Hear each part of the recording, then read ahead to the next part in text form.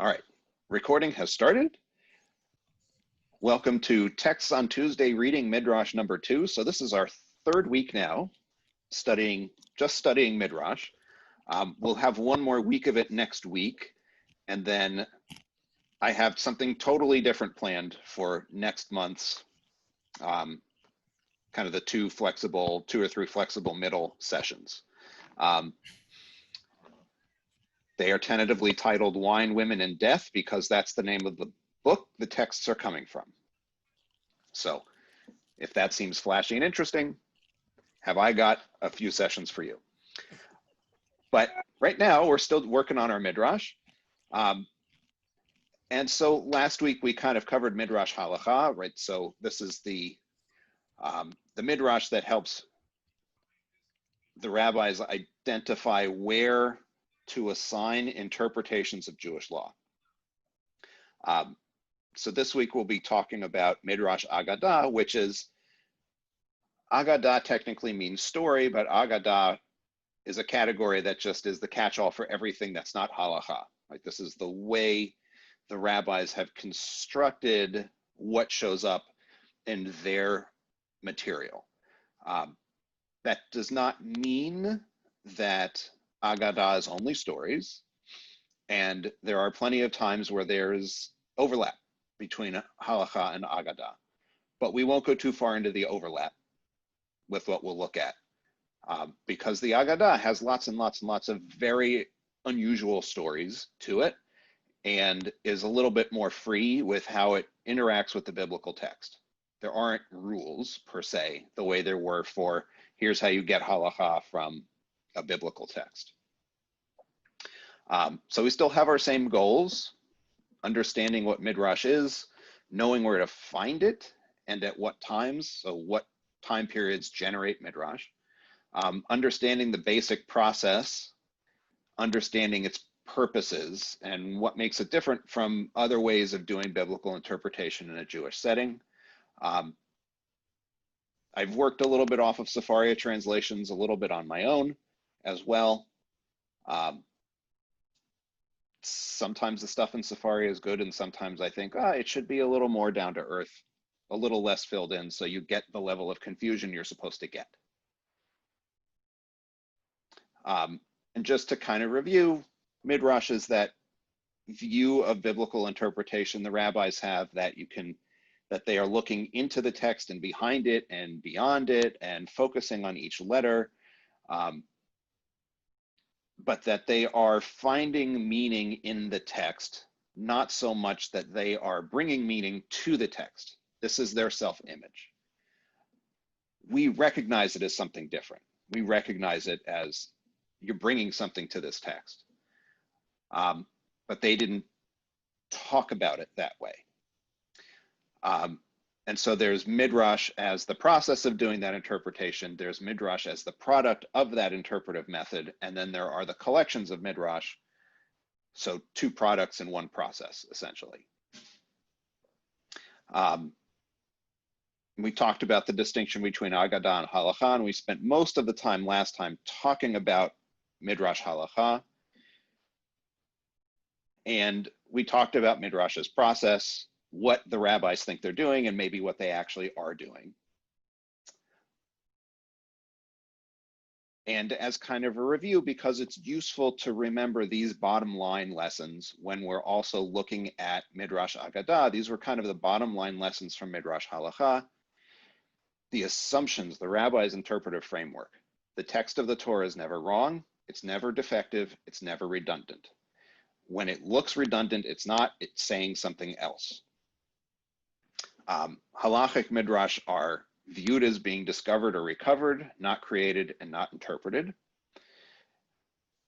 Midrash Aggadah is also part of the oral Torah that is not really being brought to the text in the rabbinic image, but is being pulled out of it. New rules aren't new. They're there. They were there at Sinai. Right? This is the framework. And you have to work pretty hard to make sure that the text isn't violated. The biblical text isn't overcome somehow, which they do even when they're trying to overcome the biblical text, right? We saw that whole eye for an eye thing, that they spent a lot of time justifying why you don't actually take out somebody else's eye.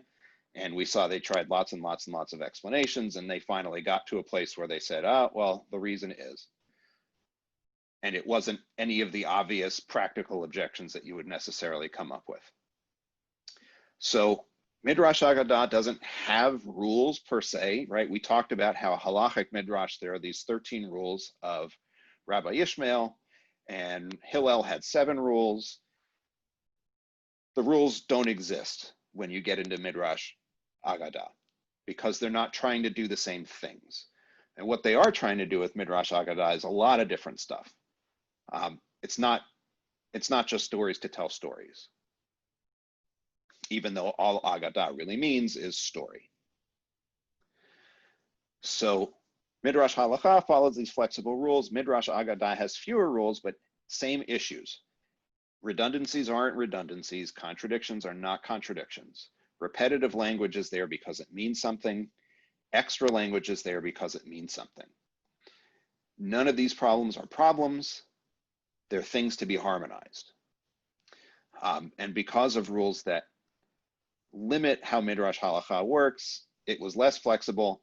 Midrash Aggadah is going to be very fantastical. And we'll see right away, I think, in the order of slides, we'll see right away that Midrash Aggadah goes in all kinds of different directions to just, it's a much more creative enterprise. Occasionally, you will see it described as fan fiction. So if you're not familiar with fan fiction is all of the stuff that fans create, fans of a particular literary work or set of works or movies or whatever it is. So there's Star Wars fan fiction and Harry Potter fan fiction, and a lot of people describe Midrash Aggadah as Torah fan fiction. I think that's a little bit too flippant for what the rabbis actually think they're doing, but it's not an unuseful analogy. Okay, so we started the Midrash Halacha section with kind of lodestars for how it works. We have lodestars for how Midrash Aggadah works, kind of things to keep looking at. You kind of have to remember that what they're talking about in the verse may not be the part that they're quoting for you, so you do have to look at context. And then you want to try to figure out what's bothering them, right? And we talked about how bothering them doesn't necessarily mean that they're really bothered by it, that there's something that they think is wrong. That bothered by it means that something has attracted their eye to this particular text and they're finding a way to put something with it.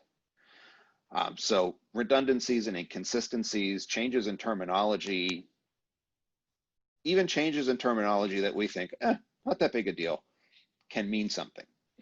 And that however fantastical the Midrash is, and this isn't something that we talked about last week because we were only talking about Midrash Halacha. But with the Aggadah, with all of these other materials, however seemingly fantastical the Midrash is, there's a serious question that they're trying to answer.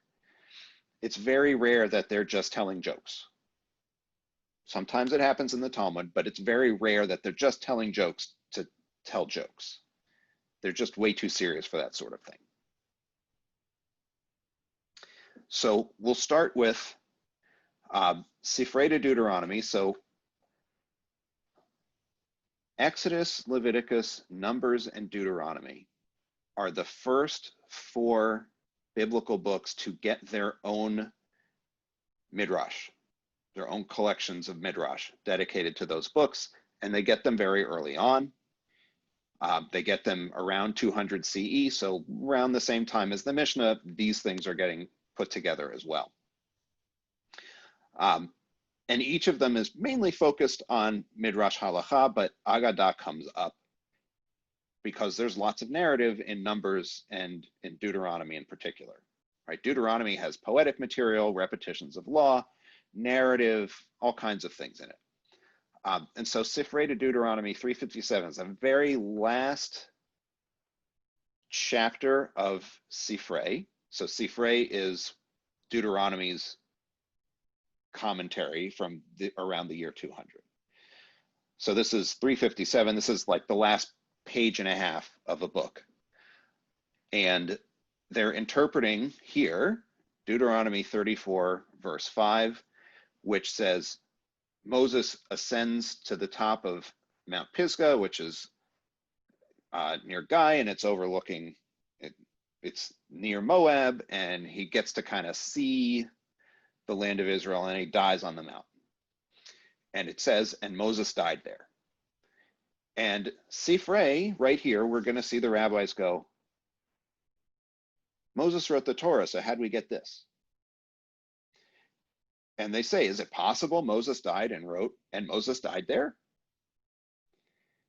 Rather, up to here, Moses wrote, and from here forward, Joshua wrote, right? So this is the anonymous editor of this work says, no, Moses didn't write the last 8 verses of the Tanakh, Joshua did. And then Rabbi Meir comes back and says, but it says Moses wrote this Torah. So how's that possible? Is it possible Moses gave the Torah in such a manner that was lacking even one letter? The Torah is perfect.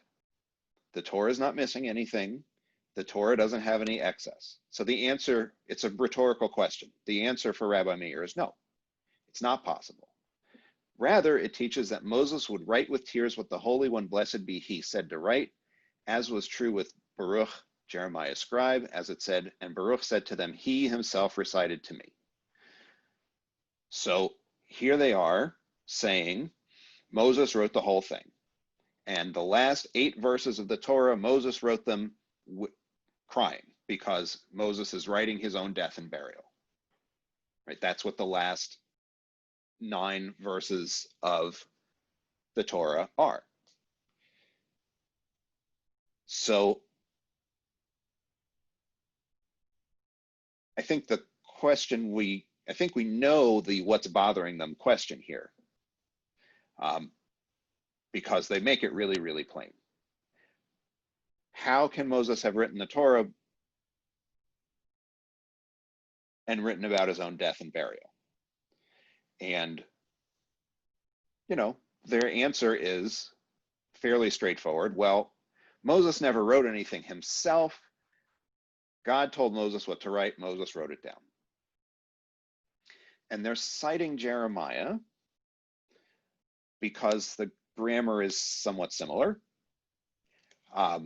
So if you're not familiar, so Jeremiah, the prophet Jeremiah, has a scribe. The scribe's name is Baruch. And a lot of the stuff that Jeremiah wrote is attributed to Baruch writing down what Jeremiah said. So they're comparing and saying, oh, look, there's another part where somebody else wrote a book named for a person. That's kind of what they're getting at. So how do they identify solutions? They kind of go back to a core principle, right? The core principle is nothing's wrong with the Torah. So if nothing's wrong with the Torah, we know what the answer is. The answer is Moses was dictated to, wrote it down, and wrote with a tear in his eye. What's the obvious, maybe not obvious problem with this story? And I'm going to try to unmute everybody as best I can, or ask to unmute. But you have to unmute on your end if you want to say something. They changed the interface on this. It's every time I log into Zoom, the muting works a different way. So what's the problem with their explanation?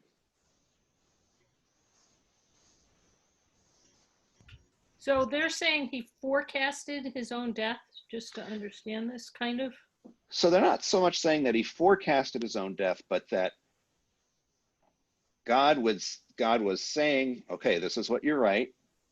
And then God just starts telling Moses how he's going to die. And Moses writes it down with a tear in his eye.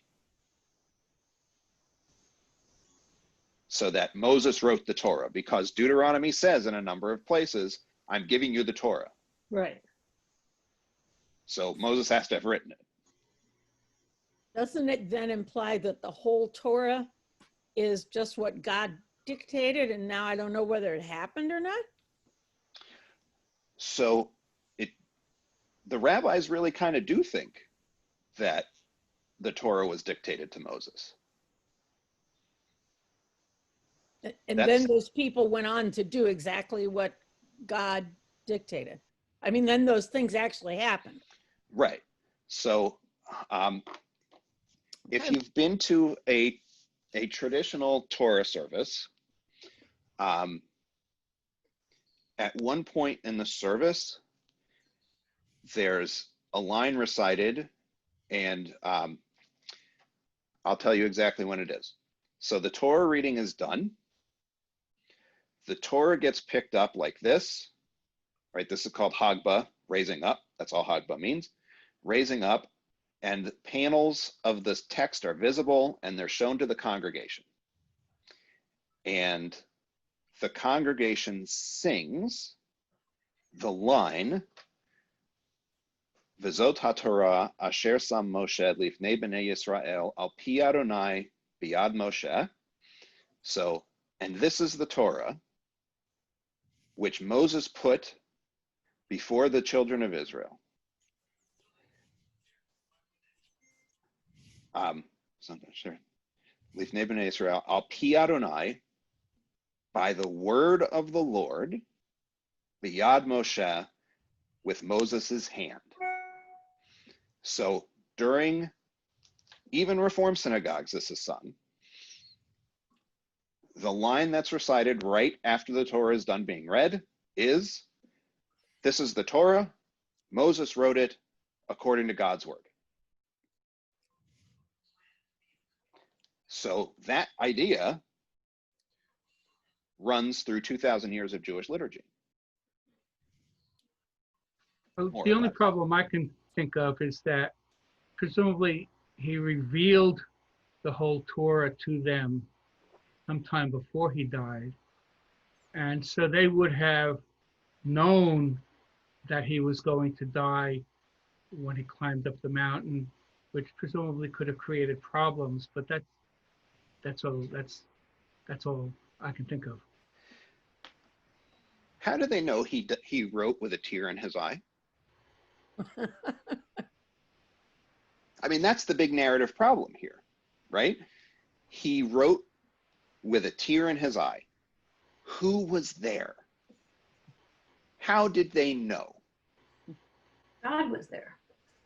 Yeah, but he doesn't talk to anybody but Moses. Maybe they're speculating that he Well, so that's the thing, right? Because wouldn't you be sad writing about your own demise? Right. They're speculating. And that's really kind of the point that I wanted to get to, is they are speculating. They don't really know, assuming the text is true, they don't really know that that's what happened. They're making it up. Of course. They are imagining, what would this be like if you knew you were writing your own death scene and that this is exactly how it was going to go? How would you react? And this is the very human reaction that they identified. But this is an important episode, and it's important that it appears so early in Midrash, because it tells you something about how binding they think Midrash is. It is not lost on them that they're writing a fundamentally unreliable narrative here. They know, but they're writing it anyway. So one of the things to know about, as wild as Midrash Aggadah can be, Midrash Aggadah is not necessarily something you're supposed to believe. So there's this saying, 70 faces of the Torah, and the idea is that the Torah can mean a lot of different things depending on how you're looking at it, who's looking at it, when you're looking at it. So occasionally you'll hear me say something like, oh, I was reading the Torah portion this week and I saw something in there that I never did before. It's not that I haven't read the text before. Of course I have. But wherever my brain was, I saw a different thing. So they know that really at bottom, not all of this stuff is believable. So Michael, you've got a hand up. Are you saying that what's not believable is that God dictated it to him, or just the tear in the eye part?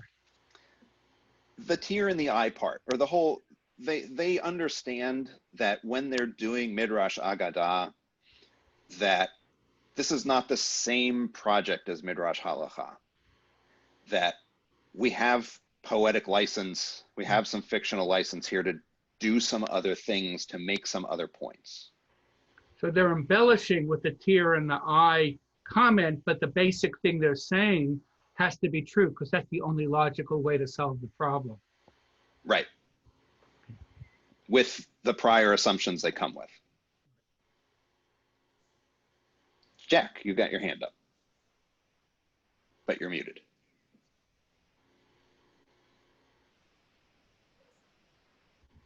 He's talking, but he's muted.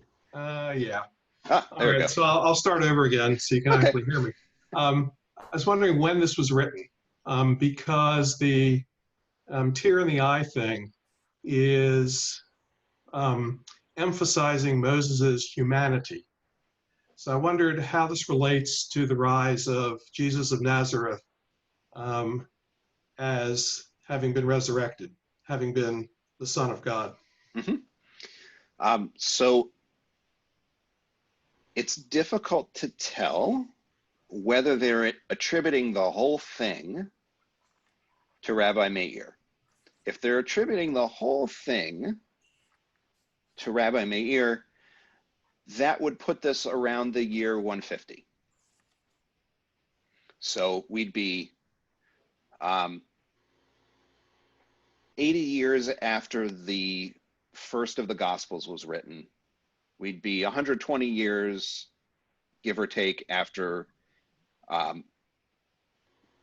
Jesus would have been estimated to die. We're 110 years after the ministry of Paul. So we are in an environment where they would know about Christianity. They don't always get Christianity's beliefs right. I think it's worth pointing that out in advance. They have some very, very odd ideas about what Christianity is about, but they do know about it. How it connects is more difficult to know, right? So I think, Jack, what you're probably your image is probably the Jesus's passion on the cross, where in some of the Gospels, not all of them, as Jesus is on the cross and dying, he says the word Eloi, Eloi, lama azavtani, which is, my God, why have you forsaken me? So there's actually a line of Aramaic that shows up in the New Testament in a few places. And it's an important line theologically in the history of Christianity because it is used to emphasize Jesus as human and divine all at the same time. They probably know about this line. I don't know that they were thinking about it when they wrote this, but it's possible. But they would be pretty far removed from, I mean, they probably would not be gospel readers, I would think. And by this point, early Christianity has really started to separate mostly from Judaism. So how much interchange of those stories is going on, I don't know. Because by the time we see the rabbis really talking about Christianity, which is in the Talmud, they have all kinds of very strange ideas. They are not clear on what Christianity, like if you know Christianity at the time, and then you look at what the rabbis are saying about it, you would not recognize these things as each other. But even at this time, they would have seen it as a threat, wouldn't they not? At the time of Rabbi Meir, they would see people breaking off and effectively threatening them. Yeah. How much they would have worked that into this particular midrash, don't know. And I haven't seen any discussion of it, which doesn't mean that there isn't. It just means I didn't see it. It's also, I think in the first couple of hundreds CE, there was no Christianity. There were people who were follower of Christ, and they considered themselves Jewish. And some of the rabbis actually thought they should be included. It didn't represent itself as a separate religion at first. By the time of Rabbi Meir, we have dedicated separate Gentile Christian writings. And that's where the bulk of the growth is in Christianity, is always kind of outside of it. So by the time of Rabbi Meir, we actually have people trying to figure out what should be in a Christian Bible. And they are excluding some of Paul's letters, and they're excluding Mark and Matthew and chunks of John, and they're excluding some but not all of the book of Luke, right? So this is Marcion, who's a famous, from the position of Christianity, heretic. We have Justin Martyr, who is writing around 130. He's already writing apologies for a very Gentile version of Christianity. So even by this point, there's been a separation, and it's a pretty substantial one. And the bulk of the growth in Christianity is just not where the rabbis are living. Although it probably is the case that Christians living in Galilee, which is where the rabbis are living at this point, are probably Jewish Christians. And that changes how the rabbis are looking at Christians, because they're not looking at the Gentile Christians, right? Those people aren't really part of their landscape. Because if nobody wants to go to Judea, really nobody wants to go to Galilee at this time. Judea is where Roman governors go to kind of make their bones. So we've got more of Sifrei and Deuteronomy. So Sifrei, this chapter of Sifrei and Deuteronomy interprets a bunch of different verses. And we have this verse. So Moses has died and he's buried, and no man knows his grave to this day. And I should have said, even Moses did not know the place of his grave, as it is said, and no man knew his grave. And man here can only mean Moses, as it is said, and the man Moses was very humble. And once the kingdom of the house of Caesar sent a delegation, go and see Moses' tomb. Where is it? They went and they stood above it and saw it was below them. They went down and they saw it above them. They divide themselves in half, half above, half below. Those above saw it as though it were below, and those below saw it as though it were above. Thus it is said, and no man knows his grave. So Moses doesn't know his own grave, even though he's writing with a tear in his eye, right? The Torah doesn't contain the location of his grave. And when people go to find it, it's this magical place that you can't actually locate. You think you see it, you go down, it's up, you walk up, it's down, you can't actually find this location. So it's got this kind of magical thing happening, according to this text. So there's a number of different things going on here. So what's bothering them? There's a couple of bothering them, right? No man knows his grave to this day. They're bothered by the this day thing. Because if Moses wrote this, well, of course, no one knew to his day, but then somebody's going to read this thing. So did this get written kind of proactively? And that's kind of their take on it is, well, yes, because Moses didn't know the place of his grave either. They're tying Moses not knowing to an extra word in Numbers. So Numbers 12:3 says, and the man Moses was very humble. And the rabbi's point here is, we know Moses was a man. There was no need for the word man to be there,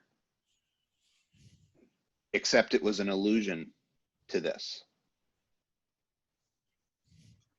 The entire purpose of the seeming redundancy is to teach you that Moses didn't know.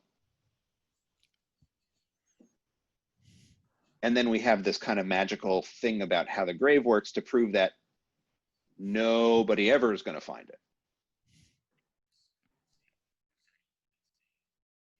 So these are their solutions to the problem of a text that says no man knows it to this day. The text is now eternally true.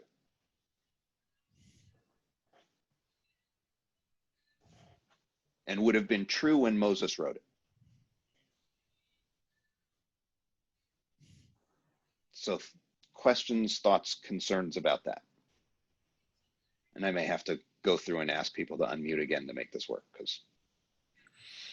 So here they knew they were making this up. On the previous one, where God dictated to Moses to get around the problem, that's really the only logical solution, so that they weren't making that up. And the tear in the eye part was a literary embellishment. But here they're making up this whole story about these Greeks. Yeah, probably. And they must have known that they were making that up. Right.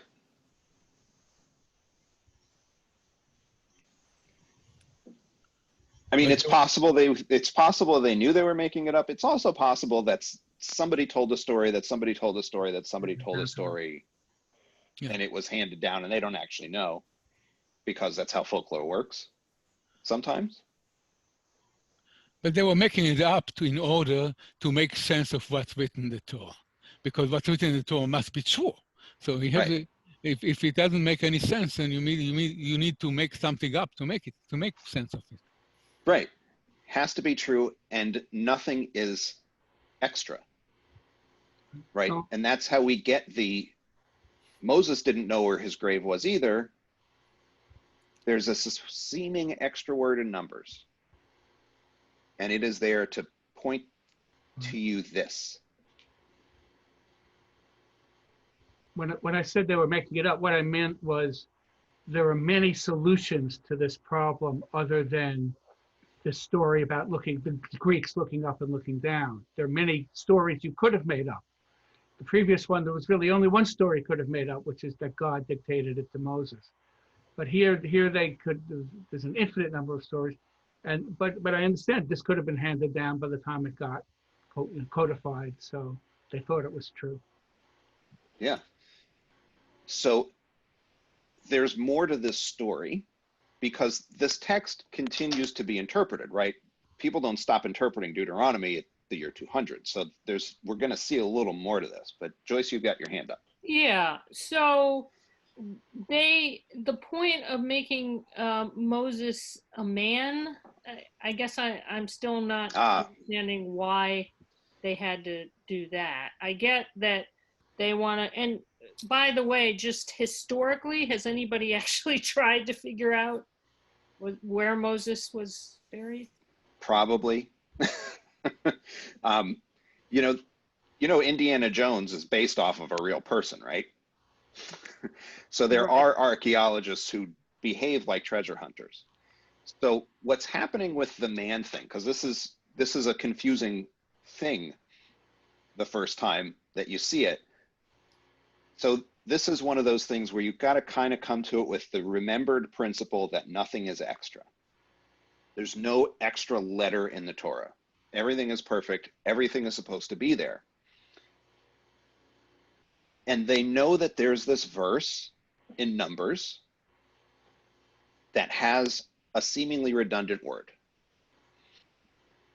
And the man Moses was very humble. And so they're looking at this and they're saying, why didn't it just say, and Moses was very humble? It literally is one word in Hebrew. That seems extra. And they are, with this particular kind of sensitivity to how the text is put together and what their assumptions are tying this to this. So they're tying the man Moses to no man knew his grave. Right? The first time you see Midrash do this, it's a very, very weird thing, because it's like, why would they do that? But that's the level of sensitivity to the quirks of the text that they bring as interpreters. So it's not like they're trying to disabuse people of the notion Moses is superhuman and they need to tell people he's just a man. Nope. It has nothing to do with anything like that. They Nope. just want to have an explanation for that word in Numbers, and this is as good a time as any. Right. I mean, they think this is the explanation for the extra word in the book of Numbers. Wow.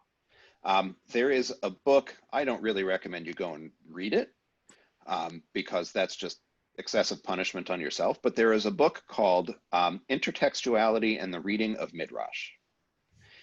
And it's written by Daniel Boyarin, who JTS PhD, teaches at Berkeley, who looks at texts like this and says, see, this is what the rabbis are doing and how sensitive they are to differences in the text and how they see the biblical text as intertextual and all of their midrash as intertextual as well. It gets into kind of late 20th century literary criticism, and that's why I say don't punish yourself by going and reading it. His language is very dense in that book, which is why it's so short. This is not a long book, but it's a challenging book. So this is sort of their normal project, is this very sensitive reading and looking at it and going, oh, this letter means something. Why is there a vav here? Well, there's a vav here because. So Ibn Ezra, if you came to the Spinoza stuff, you remember that I said Spinoza was a big fan of Ibn Ezra. So Ibn Ezra is a biblical commentator from the 12th century. So now we're 7 centuries after the Talmud, basically. So we're 900 years after Sifrei.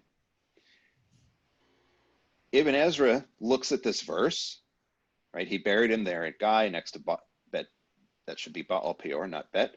And no man knows the location of his grave to this day. And he says, to this day, these are the words of Joshua. So we thought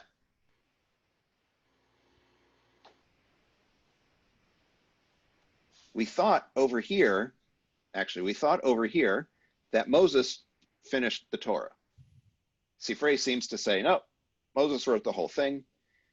Ibn Ezra says this is not settled territory yet. Joshua wrote this. So his interpretation here is, these are the words of Joshua. He likely wrote this toward the end of his life. This is the entire comment that Ibn Ezra makes. And this is the thing that gets Spinoza really excited, because Spinoza says, oh, I've got somebody in the tradition who accepts the idea that people wrote this thing. And so this is me writing this bullet point. So Ibn Ezra based this on something from the Talmud, right? So this thing that we talked about here in Sifrei changes form a little bit and shows up in the Talmud that says that Joshua wrote his own book and 8 verses of the Torah. The last 8 verses of the Torah are Joshua's. And then Rabbi Shimon said, is it possible it was missing even a single letter? Repeating Rabbi Meir. But it is written, take this scroll. So now we've got another verse being pulled to show, no, the scroll was done. Rather, to this point, the Holy One, blessed be he, dictated, and Moses repeated and wrote. From here forward, the Holy One, blessed be he, dictated, and Moses wrote with tears. So they retell the story a little bit in their own words. Ibn Ezra just simply rejects that. Even 900 years after the story first emerges and seems to be rejected. So this way of reading, where it's, no, I've decided it works a different way, doesn't die when the Talmud is done. That this becomes and stays a dominant mode of interpretation into the medieval period. Ibn Ezra does this. Rashi does this. This way of reading the Torah, where you kind of are bringing extra stuff into the text, remains how you read the Torah, or one of the ways you read the Torah. So that's why I brought this medieval text, is to say, this way of doing it doesn't end. This is still what happens.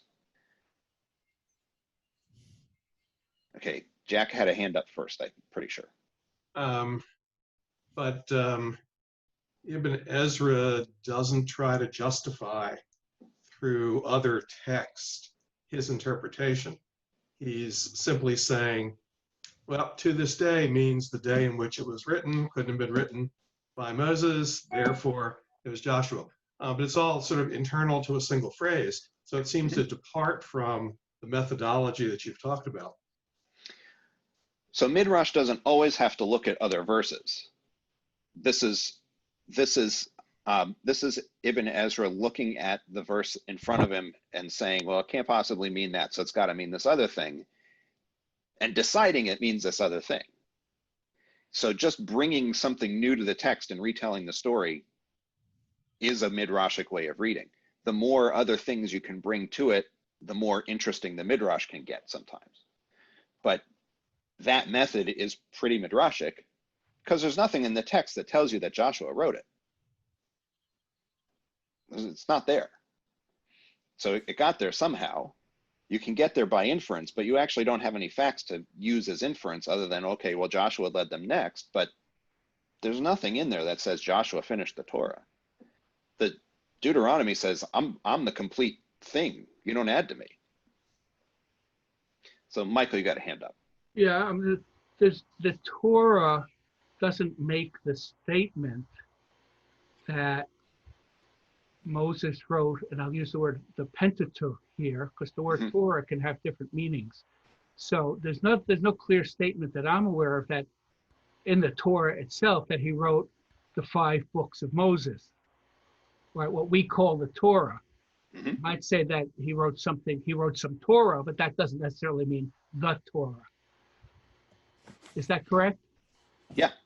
So it's really just the rabbis who came up with the idea that Moses wrote the Torah, or somewhere, maybe the pre-rabbinic tradition, but it's not in the Torah. Yeah, so it's not in the Torah that happened. It is in the pre-rabbinic tradition, right? So by the time we get to Ezra, and depending on how you date Ezra, this is anywhere from the year 430 to the year 350 BCE. So hundreds of years before the rabbis. By the time you get to Ezra, everybody seems to accept that Moses wrote this thing. And they may accept that because Ezra says so. Right. But that's a fairly fair assumption, is to say Ezra said he wrote it, so Moses did. I mean, that may be what people think. Joyce. Yeah, but I'm confused because isn't he arguing here Joshua wrote the last 8 verses?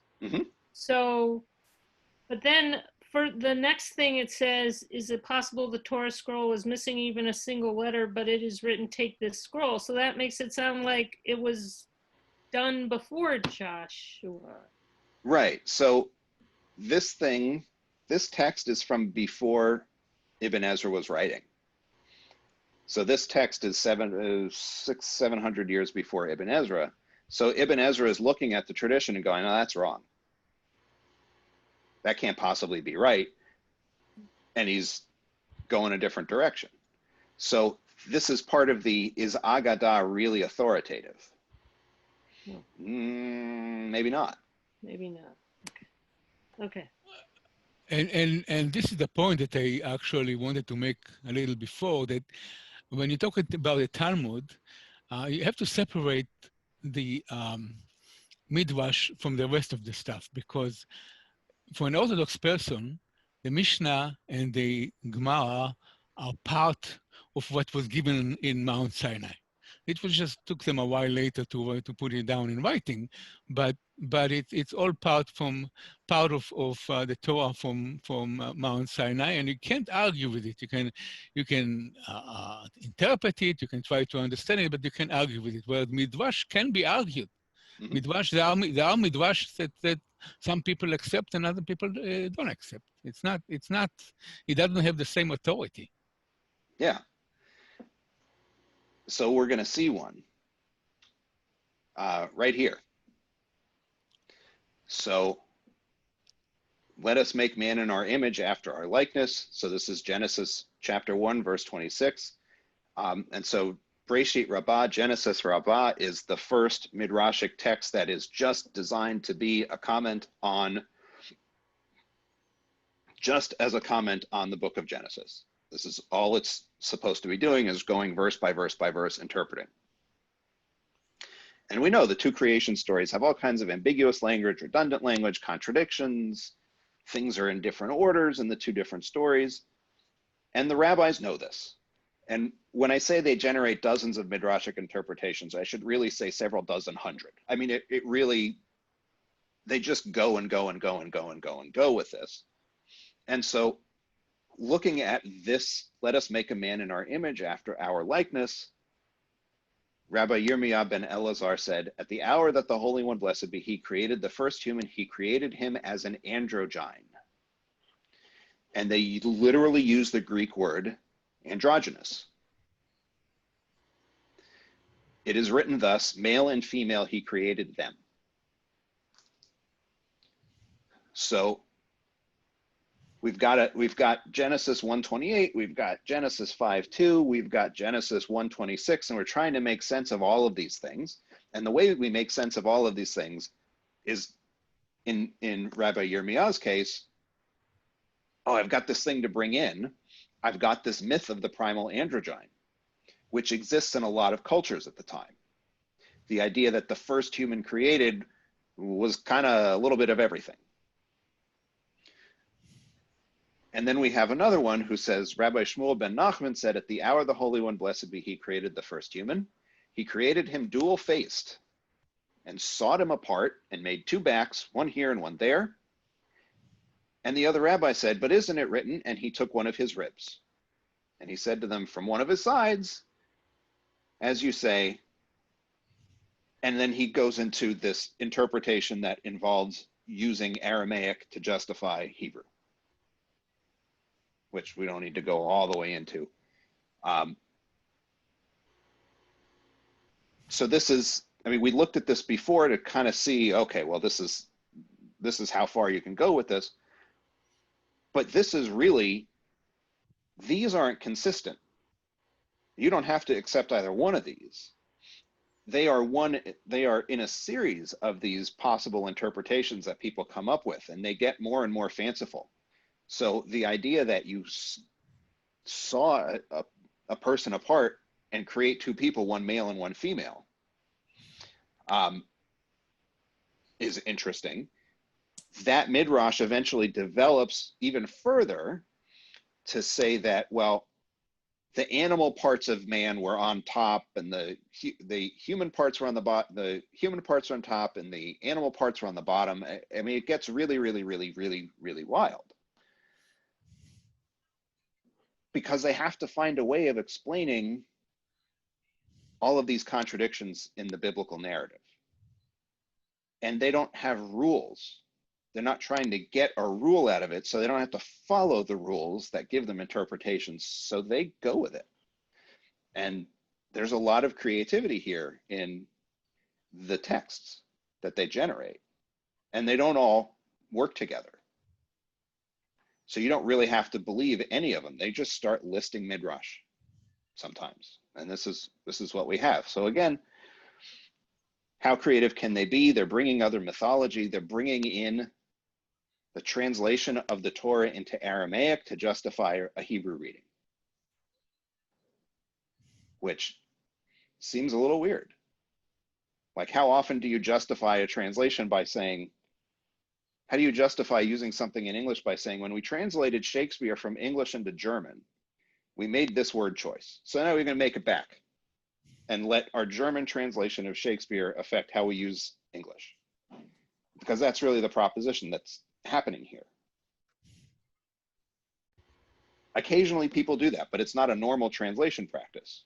But he's trying to get to a particular point and being creative.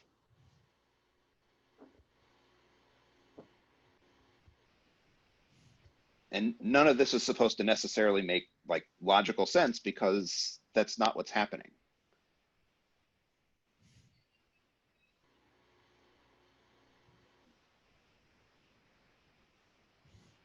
So do I have questions that seem like they might be answerable? Like, how crazy are these people? I can't answer that. Yeah, can I ask a question? So are you saying that, okay, so this is the model of that the first persons were created simultaneously, a man and a woman. They were actually kind of pasted together in their backs is what it comes, and then they were split. And that's the way I see it. But are you saying that this is not the definitive rabbinic interpretation? This is just one of many, and it's not kind of required in any sense to believe this one? Correct. Okay. Right, because these are actually two different ones, right? So the primal androgyne is just saying the first human that was created was an androgyne, by which they probably mean hermaphrodite, right? So a person with male and female sex organs all together. And then the idea behind Rabbi Yirmiyah's Midrash is when God puts Adam to sleep and takes one of his ribs, at that point, the gender differentiation happens. Like, that's how Rabbi Yirmiyah's thing plays out.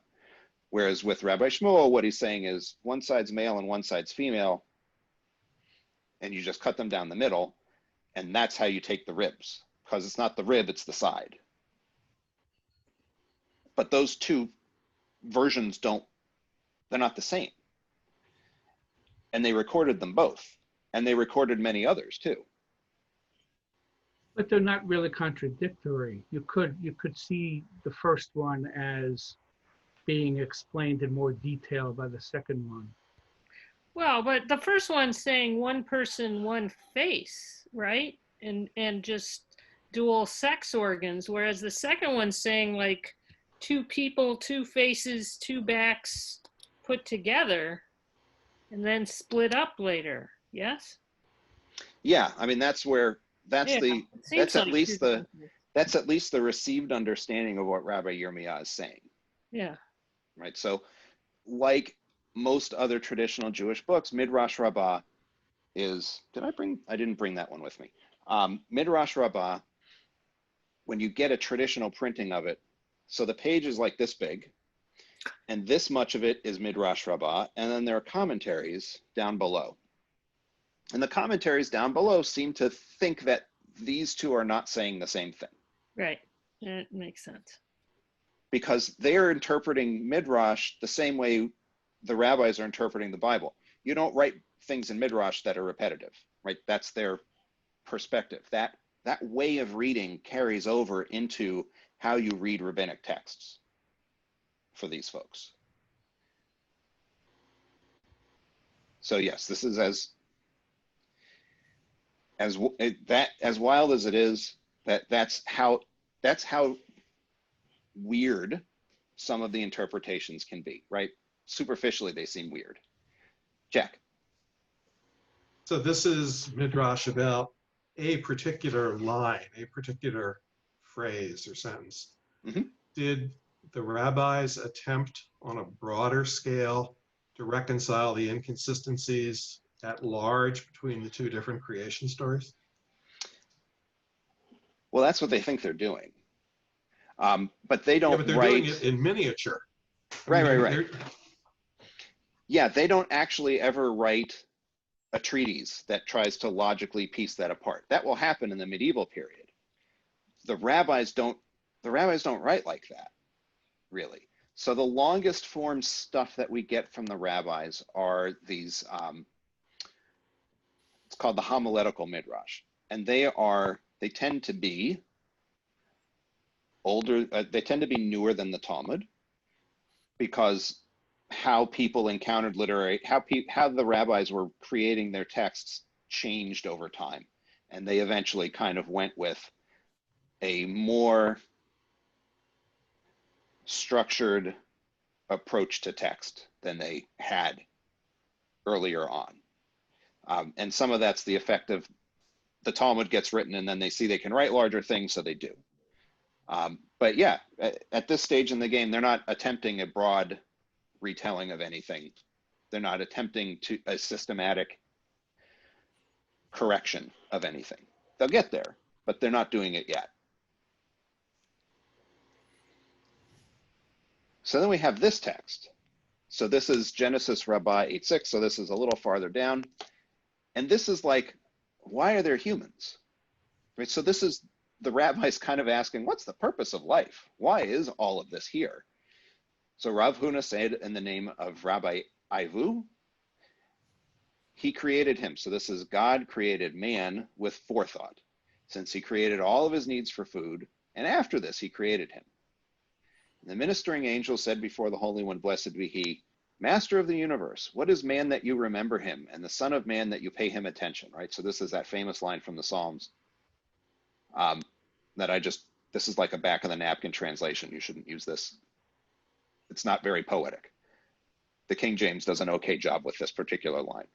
So what is man that you are mindful of him, Son of Man that you pay him attention? This troublesome thing that is created. So the angels say humans are a problem. Why did you do this? And God's response to them is, well, if you think that, the flocks and the bulls and the beasts of the field, why did I create them? The bird in the sky and the fish of the sea, why did I create them?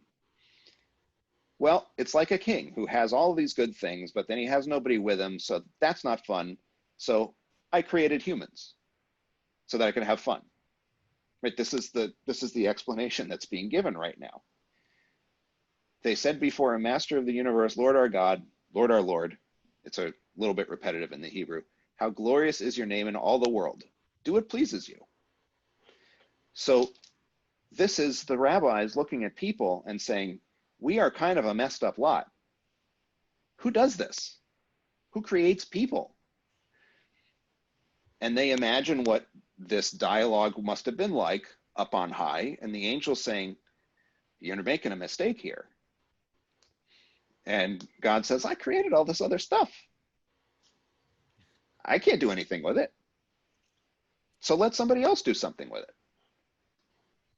Which is a really weird way to get at the meaning of life, right? This is not the kind of meaning of life you think you want the answer to when you say, what's the meaning of life? Why am I created? God was lonely. The angels can't do anything with the cows and the flocks and all of that stuff. So I need people. And they're not responding to any, they're not responding to any particular text. They're not responding to any particular thing that's wrong with anything in Genesis here. They're just kind of wondering, why would you do this? Because we know how people are. So this is kind of what I meant over the last couple of weeks when I said, what the rabbis are doing with Midrash Aggadah is asking big questions. And this is the mode that they do it in. With this, the major premise, minor premise, conclusion sort of approach to reasoning that we're accustomed to, that Maimonides will use as a philosopher, that they eventually adopt. That's not how the rabbis argue or interpret texts. They're doing a different thing. This is the milieu that they work in. When they ask big questions, they kind of work with narrative and answer the big questions with a story. I know we're used to them answering questions with another question. They don't always do that.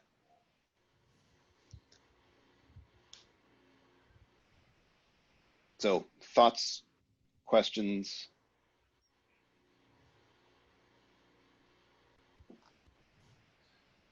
When I look up the Psalm, like verse 8, well, it seems to start with 2 anyway. Oh Lord, our Lord, it's not tracking to what you're saying it says, but maybe I'm looking in the wrong Psalms or something.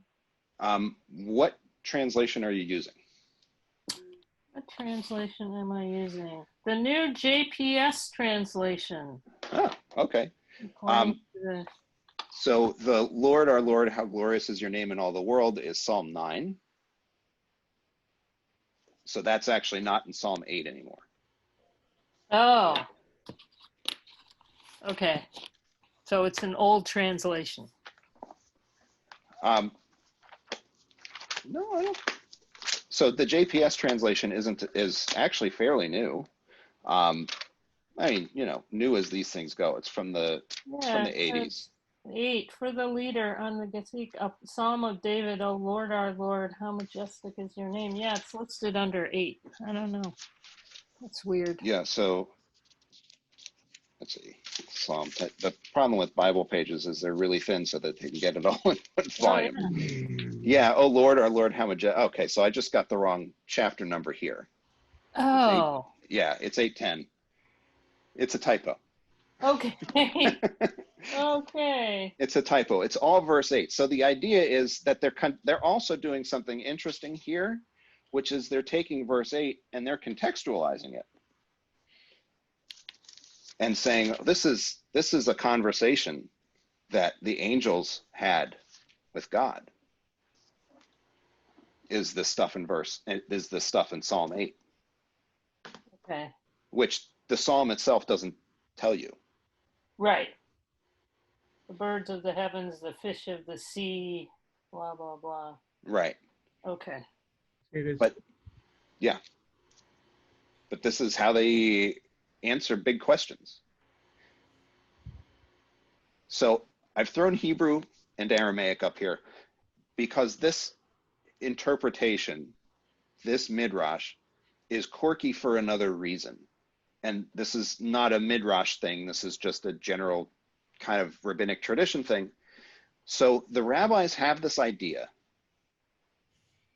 that you can pray in almost any language you want to, that some things have to be said or written in Hebrew, but it's very few of them, but that you as a person by yourself should not pray in Aramaic. Because their idea is that people who pray by themselves, you're in a room by yourself and you pray, people who pray by themselves should not pray in Aramaic because their prayers are taken up by the ministering angels, and those angels don't know Aramaic. Just go with it. This is the tradition that they have. This comes from nowhere. This is folklore, essentially. And I want to show you, and you can only do this when you have the Hebrew. So all the stuff in bold is stuff that the angels are saying. Does God speak? Well, God speaks every language. That's the answer. Everything in bold is the stuff the angels are saying. So Ribbon ha'olam, that's Hebrew. Ribono shel olam, that's also Hebrew. They mean basically the same thing. But then we have this hada akta lahon mivarya. Sorry. This is Aramaic.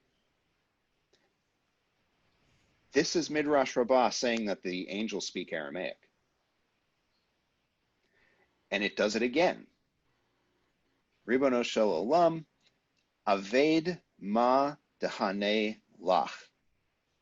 Do what you want. Do however you like. Is also Aramaic. So we have the story where the angels are speaking Aramaic and God speaks in Hebrew. So all of these italicized bits of Hebrew are direct speech attributed to God. Imkain is Hebrew. Lama Nivra'u is Hebrew. Mashal Melech. So everything that God says in this is Hebrew. But the angels speak Aramaic, except that the rabbis have a tradition that you can't pray in Aramaic because the angels won't understand you.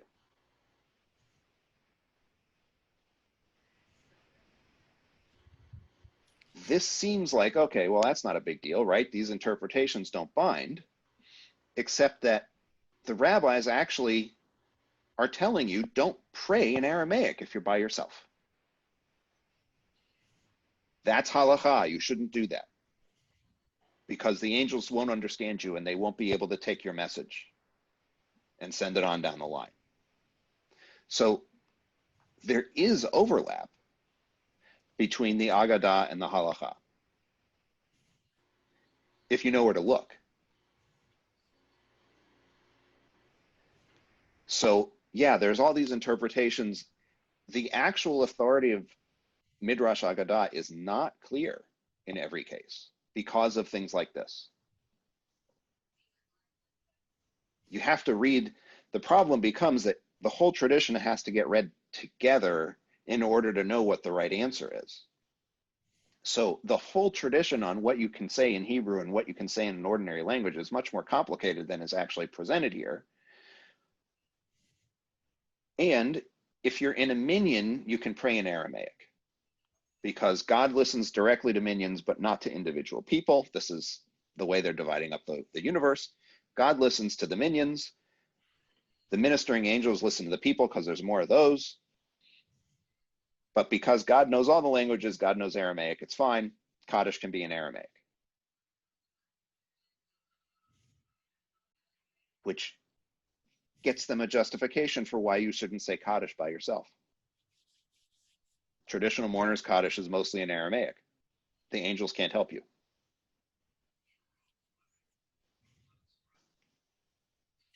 So this is a little bit weird, but this is how they think about this stuff.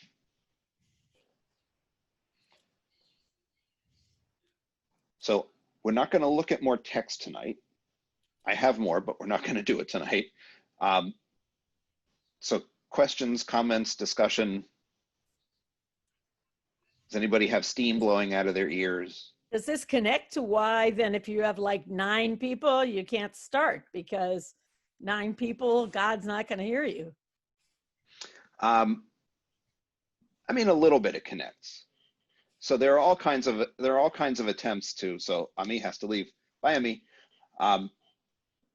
So there are all kinds of attempts to justify the minions, and there are all kinds of attempts to construct minions with less than the full complement of 10 people. So there is a minority tradition in the Palestinian Talmud, the Talmud of the Land of Israel, that says 9 people in a Torah is enough. That is not authoritative.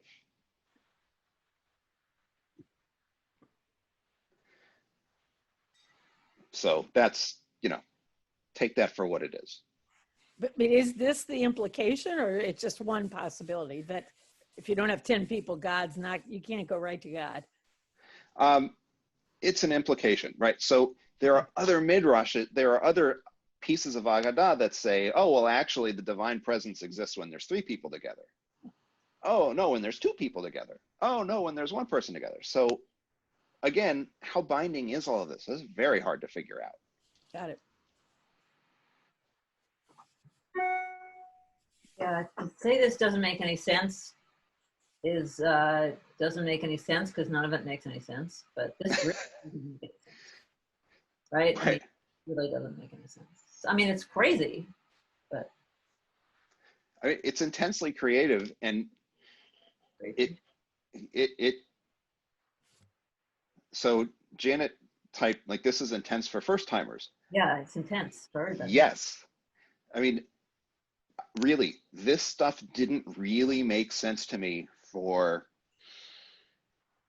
I want to say, about a year before things started to click and kind of come together. So it is its own world and its own set of assumptions that you kind of have to step into and just be exposed to over and over and over and over before it starts to really click. And before you can come to one of these texts cold and go, what's going on here?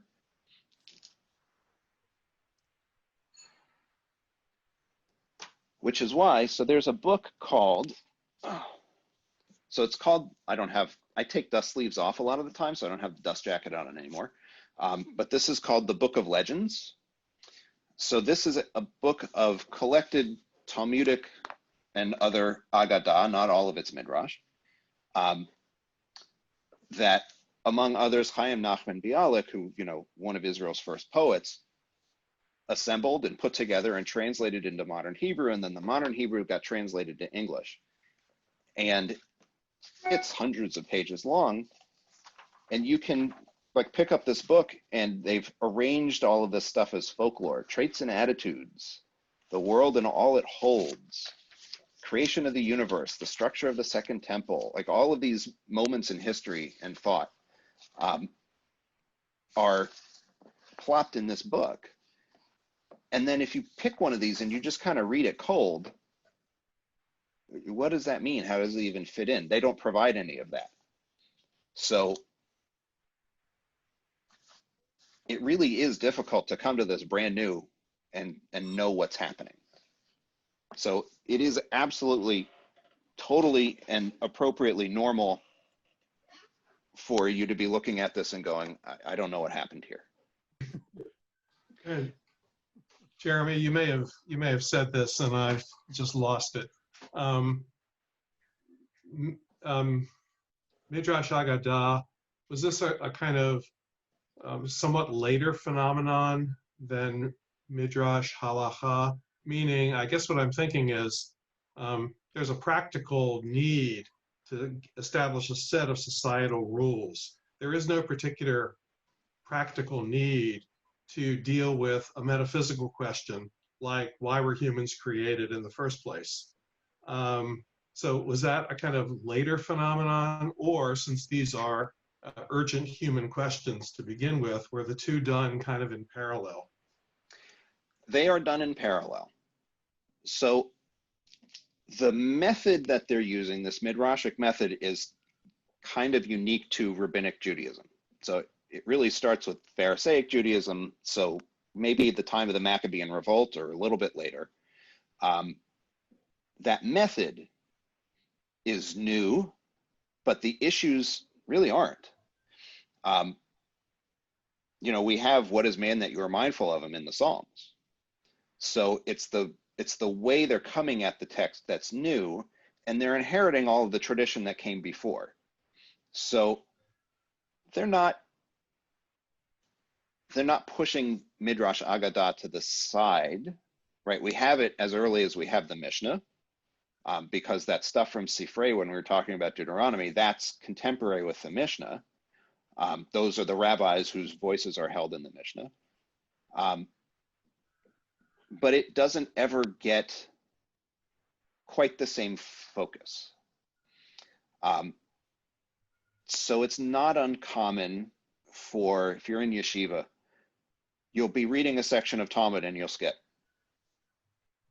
because the stuff that is coming up, that's all narrative, that's all Aggadah, we don't need to worry about that. And the way the Talmud is assembled, the stuff is all kind of random sometimes. So you never quite know when you're going to just end up in a bunch of Midrash Aggadah. It just happens. But it's something they do really early on.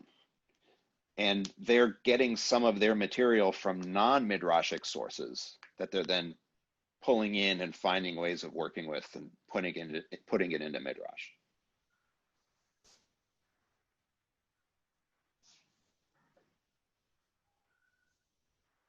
They just don't do the treatise thing that we kind of want to see people do now, where it's explain your assumptions. They're not going to do that.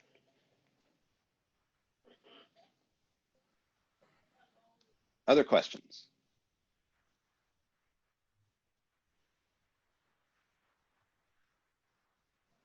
Everybody's just too tired to ask questions at this point, right? Just going back to this Aramaic thing, which I had never heard anything like this. So do the angels speak only Hebrew, or Hebrew and all other languages are not Aramaic? Not Aramaic. They speak French. They speak French, but they don't speak Aramaic. I got it. Okay, that makes perfect sense to me. Oh, you're right. I know. Angels too speak. I mean, God speaks all these other languages, and the angels also do? Yep, but not Aramaic. That's convenient. Except, of course, that there's another rabbi who says, what are you, crazy? Of course they speak Aramaic. And quote unquote, we know they do because I just showed you a Midrash where they speak in Aramaic. God talks to them in Hebrew and they talk to God in Aramaic. A few minutes ago, you said something about that this seemed like some of it was Aggadah and some of it was Halacha, and I didn't understand what you meant. Okay. So that's this stuff about Aramaic and Hebrew, right? So the idea that the rabbis have, that some of the rabbis have, where they say, don't pray in Aramaic if you're by yourself. Oh, that's a rule. That's a rule. Got it. That's somebody coming to the table and saying the angel's not speaking Aramaic actually matters. Right. Even though it seems like, well, that's a wild story. Why would the angels be able to understand everything else? The answer is, well, they don't. But it matters on a practical level. Even though this just seems like a weird story. Uh-huh. There's a rule embedded in it. Yeah. Got it. Well, Aramaic, of course, was the common language at the time these texts were written. Isn't that right? For many Jews, yes. So they're basically just saying, it's just our everyday language is the only one the angels don't speak. Just Our everyday, that makes it just to make it hard for themselves. So I think if you want to look at it from an authority point of view, part of what's happening is that they don't want you improvising so much. Mm. You should memorize the Hebrew so that you can say whatever the Hebrew is. If you're traveling, we have a traveler's prayer. Say that. Don't improvise. We've got you covered. We want you to learn the Siddur. I mean, I think that's really bubbling underneath there is we have things for you to say. Maybe they want a job for somebody who speaks Hebrew. And yeah, although they don't speak Hebrew either. I mean, nobody's really speaking Hebrew anymore at this point. Mm. Except to quote a text. And by the time people start writing their own Hebrew, in the Middle Ages, Hebrew just gets very, very weird. They really shouldn't have been writing Hebrew very much because, oof. Even the stuff that comes out of modern yeshivas where people have learned some Hebrew, yeshiva Hebrew is bad Hebrew. It's just bad Hebrew. Okay, well, I'm going to go ahead and stop the recording.